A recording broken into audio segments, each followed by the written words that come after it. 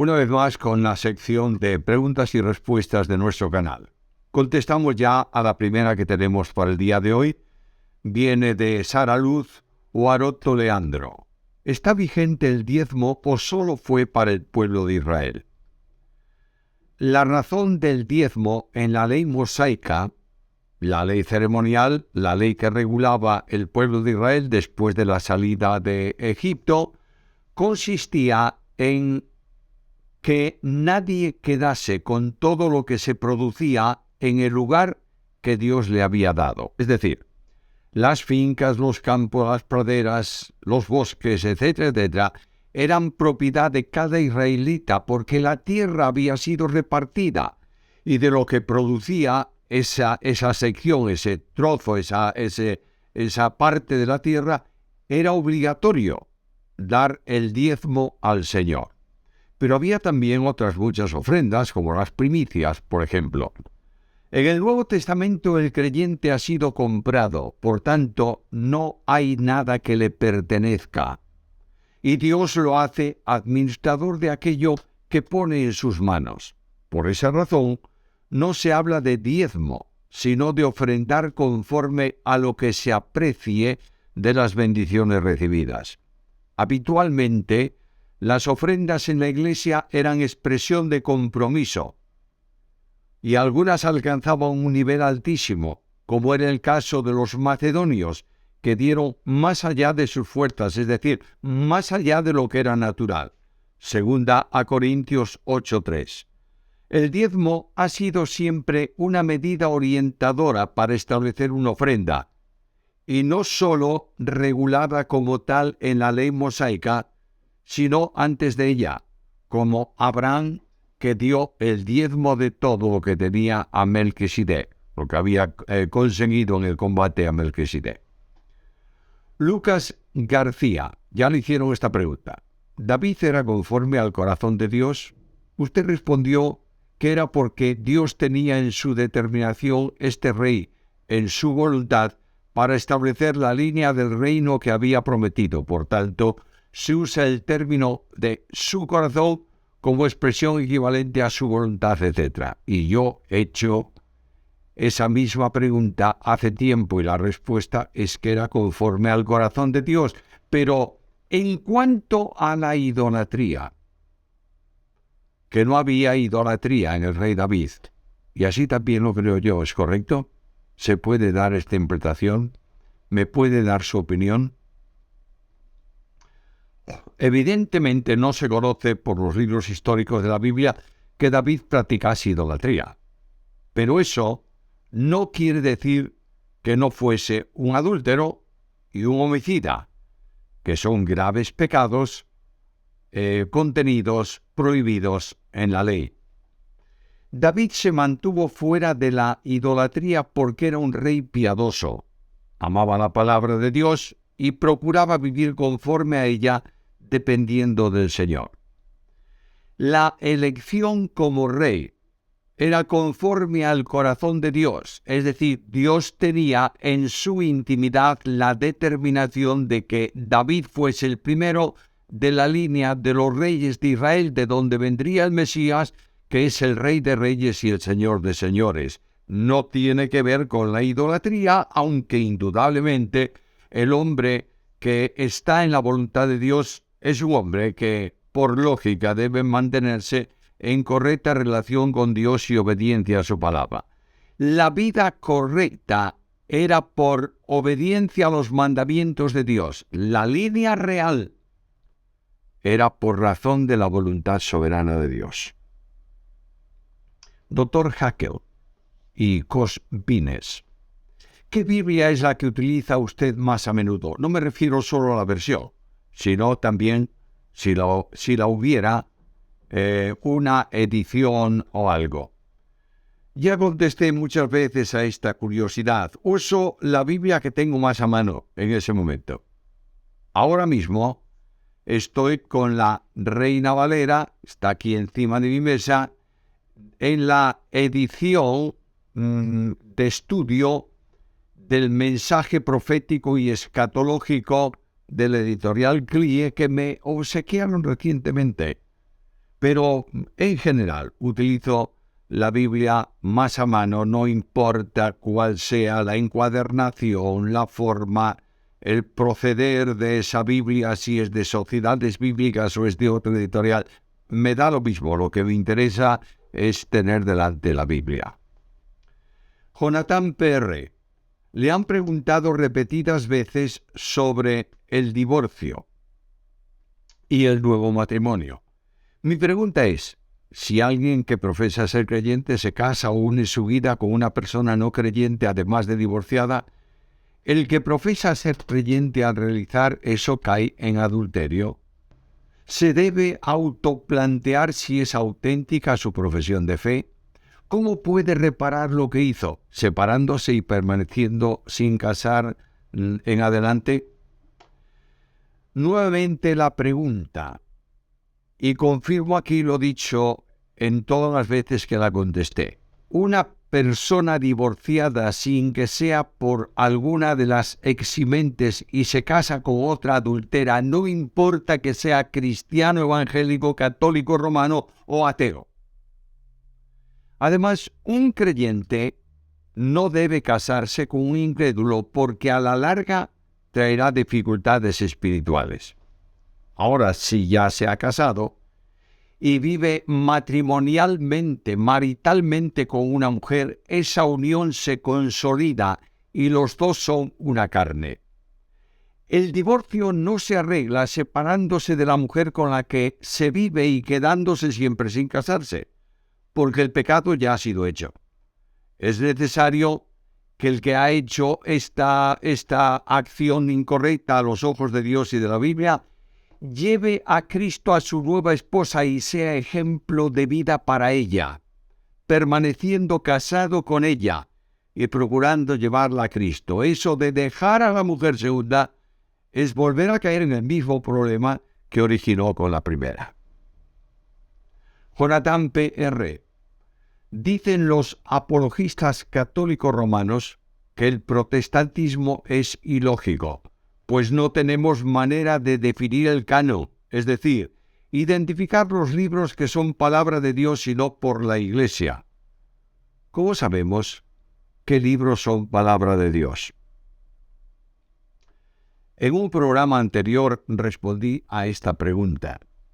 El canon bíblico se estableció por los libros que la Iglesia aceptó como tales, a causa de sus autores y por ser considerados como los que contienen la verdad inspirada de Dios. La jerarquía de la Iglesia no tiene ninguna autoridad para establecer el canon. Las llamadas Biblias evangélicas o protestantes tienen 66 libros.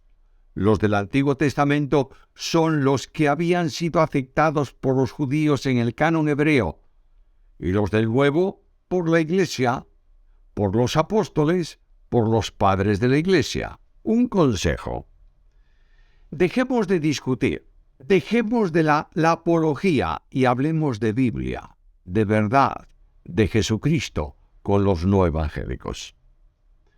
Fernando García, ¿podrías explicarme qué significa somos aceptos en el amado? Efesios 1:6.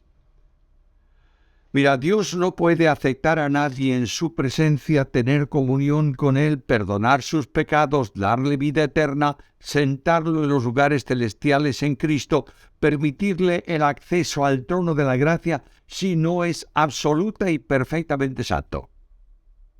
Eso no se puede conseguir humanamente hablando. Pero al creer somos unidos a Cristo, que es el Hijo amado, el Santo de los Santos, en quien Dios tiene complacencia, y por estar en Él somos aceptados en Cristo, ya que en Él estamos sentados en los lugares celestiales, y Él ha sido hecho para nosotros justificación, santificación y redención. Joselito pregunta, ¿conoce el libro de José María Bover, La teología de Pablo? No conozco ese libro. Nuevamente Joselito, Hechos 4:31, ¿cuántas veces puede un cristiano experimentar la llenura del Espíritu y cuál es el medio, si lo hay, para experimentar esa llenura. La llenura o plenitud del Espíritu se repite cuantas veces sea necesario, como ocurrió con los apóstoles, con los creyentes de la Iglesia Apostólica, y se aprecia en distintos relatos del Nuevo Testamento. Los pasos para alcanzar la plenitud son 3. 1. No contristar al Espíritu.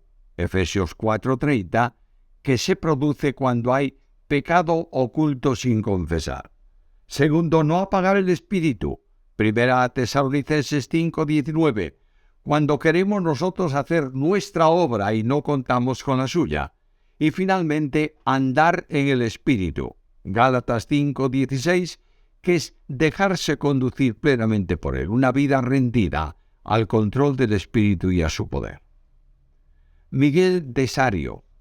Samuel, si no miras a la cámara no sirven las palabras.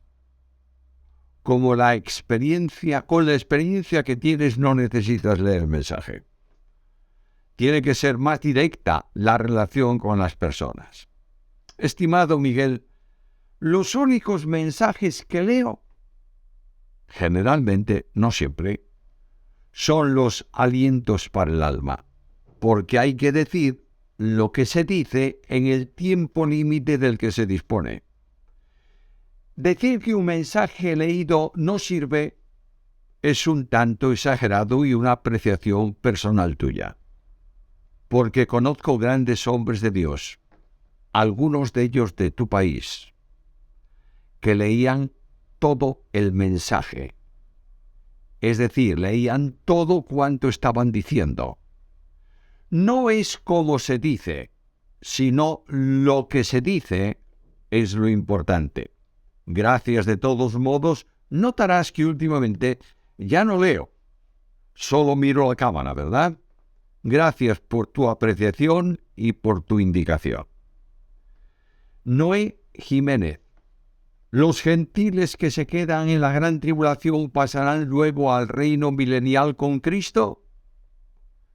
Al reino milenial solo pasan aquellos que sean salvos, sean gentiles o sean judíos.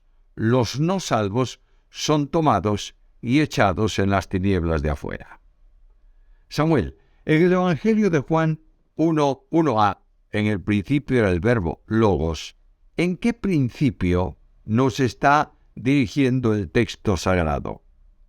Bueno, al origen de todas las cosas. Es decir, cuando todo vino a la existencia, cuando Dios creó todo, el verbo existía. Y estaba con Dios, porque era Dios. Rosemary J. Cuspe. En Marcos 14:25, en verdad os digo, ya no beberé más del fruto de la vid hasta aquel día cuando lo beba nuevo en el reino de Dios, hace referencia al tiempo del milenio o por la eternidad más allá del milenio. ¿Es la celebración de la Pascua o lo que ahora es la Cena del Señor? ¿A quiénes involucra?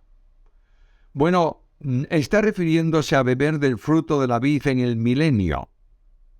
No sabemos cómo será lo que ocurra en cielos nuevos y en tierra nueva, pero posiblemente pueda haber comida y bebida, aunque las necesidades sean otras, puesto que se habla del árbol de la vida que da fruto para alimento, para comida, para sanidad también de las naciones.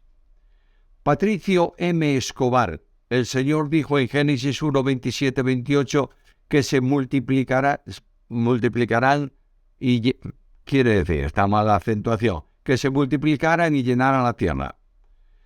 Esto indica que Adán y Eva tuvieron hijos antes de la caída. Se dice que Caín es el primer hijo en el capítulo 4, y si no lo tuvieron sino hasta su caída, esto indicaría que fueron engañados en un corto tiempo después de su creación, o el Señor no les permitió hijos después de haber sido creados, sabiendo el Señor que fallarían y que les permite hijos después de la desobediencia. El mandamiento de multiplicarse y llenar la tierra se les da antes de la caída. Es evidente que no tuvieron hijos antes de que cayesen en el pecado, porque no hubieran sido contaminados por la caída de sus padres. Los hijos comenzaron a nacer después de haber caído en el pecado. Ahora, no se pueden contestar a curiosidades que tenemos, porque la Biblia no es un libro de curiosidades, es un libro de verdades.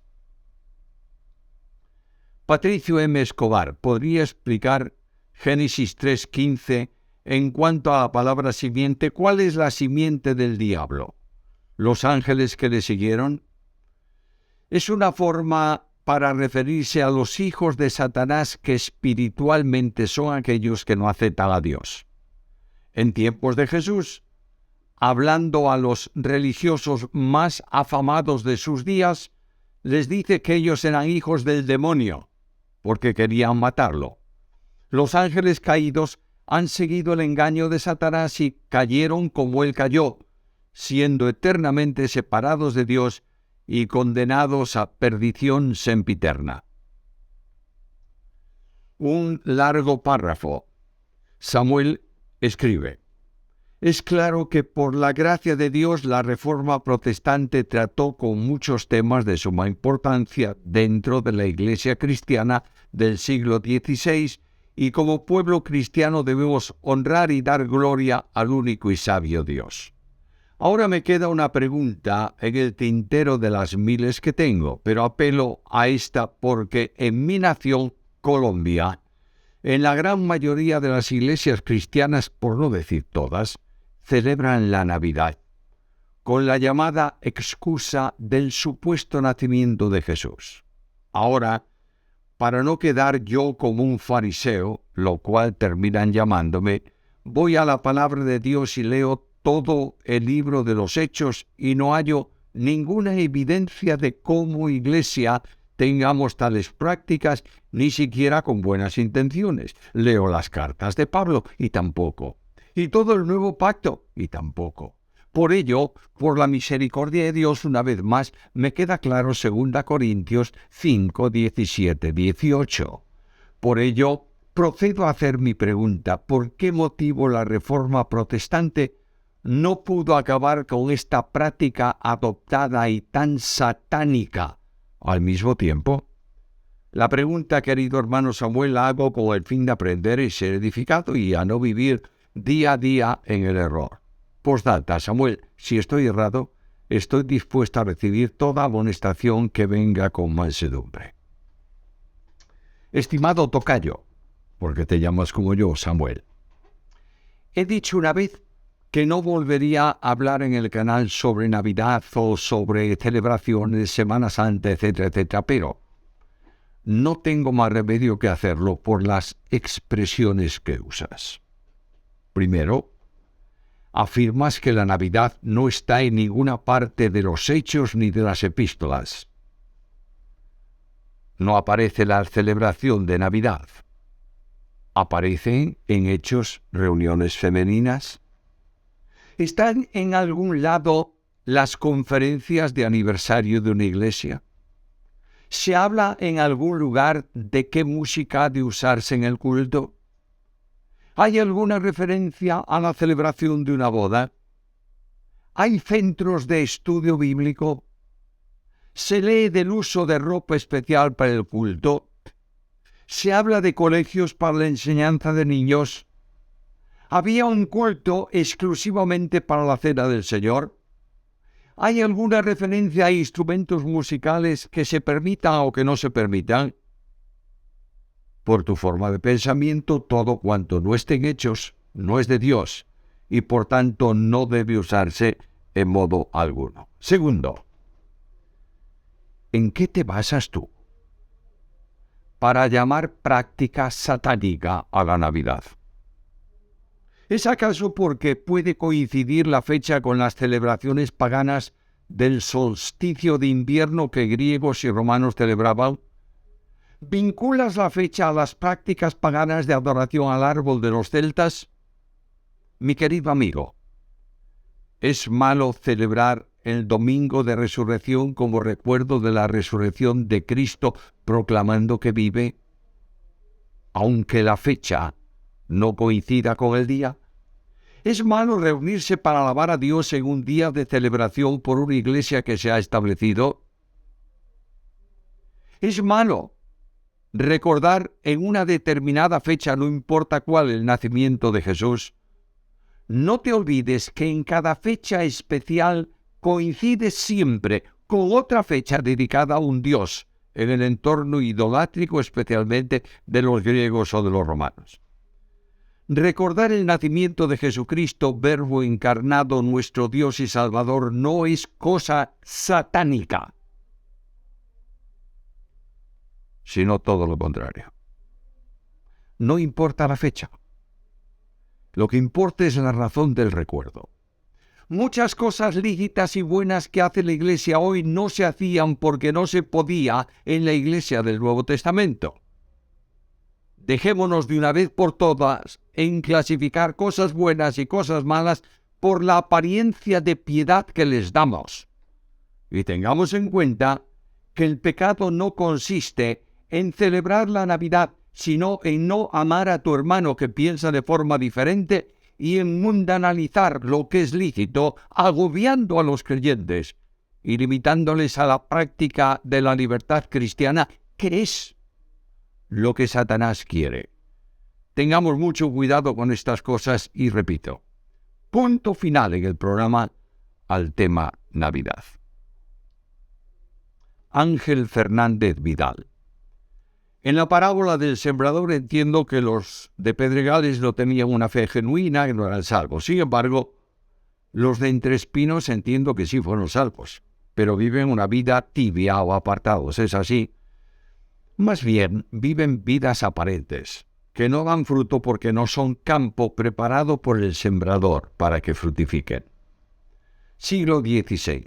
¿Las iglesias orientales ortodoxas son parte del cristianismo? Naturalmente son parte del cristianismo, sea nominal o no. Son las iglesias que proceden de la iglesia que quedó en la parte oriental de la iglesia cristiana, quiero decir, en la parte oriental de la división del Imperio Romano. Siglo XVI. En la tida G, Enseñanza de los Apóstoles 9.1, se menciona la Eucaristía en vez de Santa Cena, ¿es correcto llamarle así? La palabra Eucaristía procede del griego y significa literalmente acción de gracias. Es una de las formas que se usan para referirse al partimiento del pan, pero que en realidad Eucaristía es todo culto, porque toda acción de la Iglesia debe ser una acción de gratitud y de alabanza al Señor.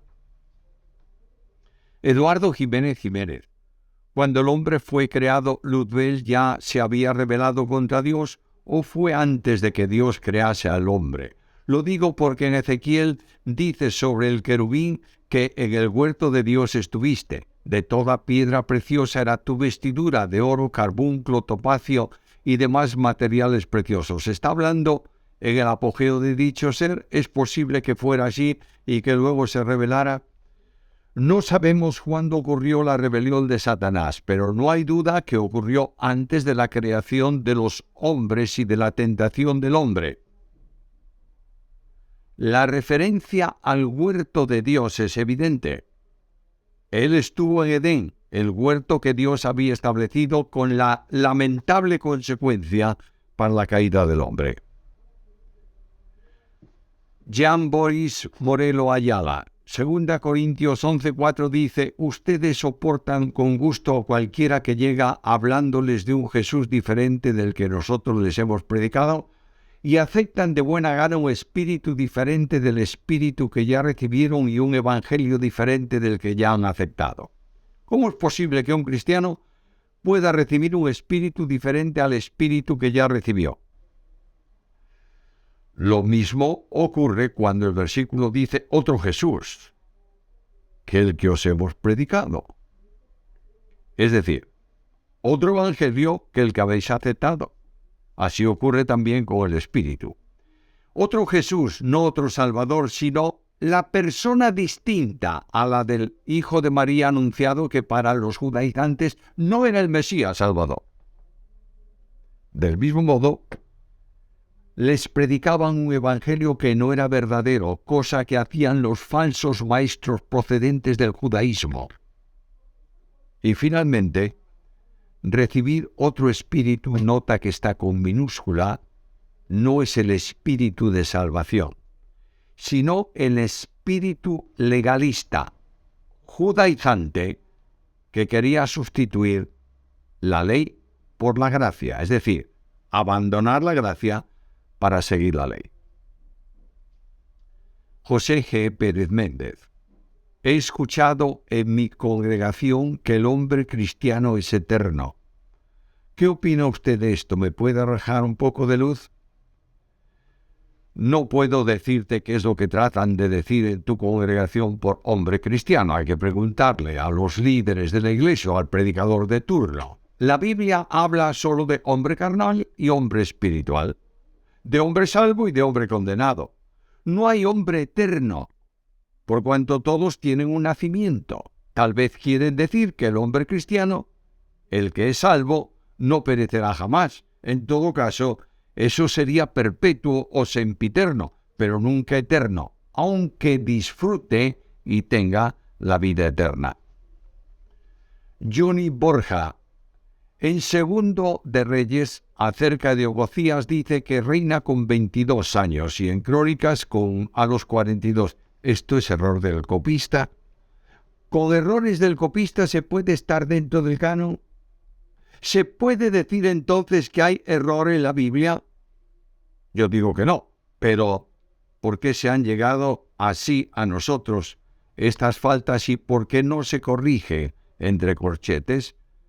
¿La copia es inspirada o solo el original? ¿Cómo saber si en las copias no hay más errores? Los errores de las copias son mínimos y en este caso notarás que se trata de años. Y se deben por leer un numeral por otro, porque las letras son muy parecidas. Y a veces se está copiando de una copia, valga la redundancia, que tiene ciertas dificultades para la lectura de alguna letra porque está gastada. Pero ninguno de esos errores rebajan en nada la verdad de la escritura. Hay más errores de copia. A medida que van apareciendo manuscritos más antiguos, nos damos cuenta que Dios protegió las copias para que no haya variación alguna en su palabra inspirada. Indudablemente las copias no son inspiradas, pero Dios cuidó para que se hiciesen con extrema minuciosidad y traslade a lo largo del tiempo el original inspirado. En el canon está el libro copiado, porque lo que le da canonicidad es el original inspirado en autógrafo, es decir, el que escribió el autor escogido por Dios. Pablo Fernández, ¿nos podría compartir alguna experiencia expulsando un demonio o en oración, una batalla espiritual o cómo fue su primer encuentro con un demonio? Lo pregunto porque nunca he oído de usted algo así. No oyes nada así en relación con los demonios porque no tengo ninguna experiencia en ese sentido. Sé que en ocasiones Satanás me ha zarandeado como a trigo, pero sé que la victoria está en Jesús. Y yo no me peleo con Satanás nunca. Lo resisto con las armas del Espíritu. Dios no ha permitido que yo tenga una relación experimental con un endemoniado. Si eso ocurriera en algún momento, su gracia me daría la salida y el poder de Cristo la liberación. Manuel Sandoval, última pregunta. ¿Los dones de maestro y pastor son uno solo? En la construcción del texto griego se permite asumirlos como uno solo, puesto que está en la misma parte de la oración, separados por una conjunción copulativa y, o pueden considerarse como dos. Mi pensamiento personal es que son dos, y entiendo que el pastor debe tener conocimiento bíblico como maestro, y el maestro debe tener el corazón de un pastor. Al finalizar este programa de hoy, os invitamos al próximo encuentro de preguntas y respuestas. Tenemos bastantes que están llegando. Os invito a mantener el ritmo de preguntas también. Cuanto más bíblicas sean, mucho mejor. Y pido también que comuniquéis a otros la existencia de este canal para que se suscriban y puedan recibir los avisos de todos aquellos programas que estamos poniendo en él. Que puedan ser alentados el martes, el aliento para el alma, que escuchen preguntas y respuestas, el estudio bíblico del viernes y el culto dominical, el sermón dominical del domingo. Mientras tanto, que la paz y la gracia sean con todos vosotros a lo largo de estos días.